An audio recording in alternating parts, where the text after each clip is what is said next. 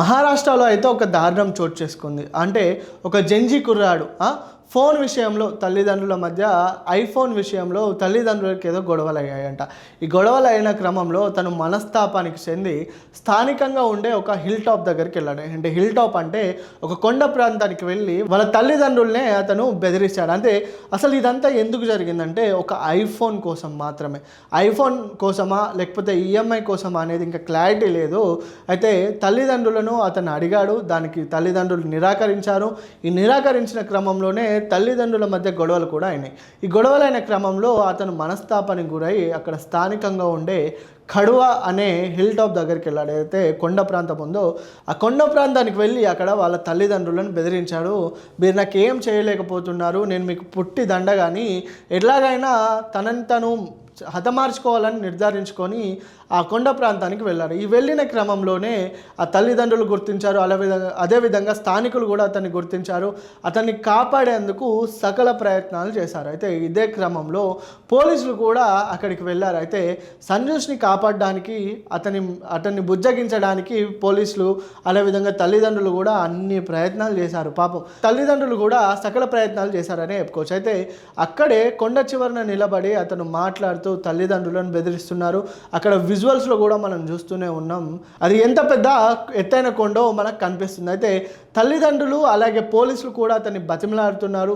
ఈ బతిమలాడే క్రమంలో అతని మనసు ఎందుకు నిరాకరించింది, మరి అతను ఎందుకు ఈ విధమైన డిసిజన్ తీసుకుంటూ కేవలం ఐఫోన్ కోసమైనా లేకపోతే తల్లిదండ్రుల మధ్య మనస్పర్ధాలు ఇంకేమన్నా ఉన్నాయా? అయితే అక్కడ అటు అతనికి రైట్ సైడ్ తన తల్లి ఉంది, లెఫ్ట్ సైడ్ తన ఫాదర్ ఉన్నారు. అతను బతిలాడుతుండు, వద్దు వెళ్దాంపా, క్షమించు, కొనిస్తామని అన్ని విధాలు తల్లిదండ్రులు బతిలాడుతున్నారు. అయితే ఇది గమనించిన పోలీసులు అక్కడి నుంచి అతను ఏదైనా డిసిజన్ తీసుకొని కిందకి దొక్కితే అతను ప్రాణాలతో ఉండాలని అక్కడ పోలీసులు అయితే వలని ఏర్పాటు చేశారు. అంటే ఆ కింద తగలకుండా అతనికి ఏం కాకుండా ఉండడానికి వల కూడా పోలీసులు అరేంజ్ చేసి పెట్టారు. ఈ వలను అరేంజ్ చేసిన తర్వాత అది గమనించి అతను వేరే ప్రదేశానికి వెళ్ళాడు. అంటే ఒక 10 అడుగులు ముందు ఎక్కడైతే వల లేదో అక్కడికి వెళ్ళాడు. అక్కడికి వెళ్ళిన తర్వాత కూడా అతను అలాగే వాళ్ళ తల్లిదండ్రులు బెదిరిస్తున్నారు. ఇది గమనించిన వాళ్ళ తండ్రి అక్కడి దగ్గరికి వెళ్ళి అతన్ని బతిమాలాలనుకుంటూ అతను చేయి పట్టుకోవాలనుకుంటూ ఇంతలోనే అక్కడి నుండి ఏదైతే ఈ యువకుడు ఉండో అక్కడి నుంచి దూకేశాడు.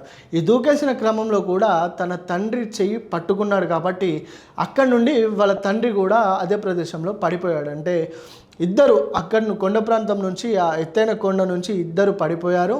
వాళ్ళు అక్కడే మరణించారు. అయితే ఇది చూసి గమనించిన వాళ్ళ తల్లి తనకేం అర్థం కాక తను కూడా అక్కడి నుంచి దూకి బలవన్మరణానికి పాల్పడింది. చూసారా, ఒక ఐఫోన్ కోసం అతను మరణించాడు. వాళ్ళ తండ్రి అలాగే తల్లి కూడా, ఒక కుటుంబం మొత్తం ప్రాణాలు కోల్పోయిందనే చెప్పుకోవచ్చు.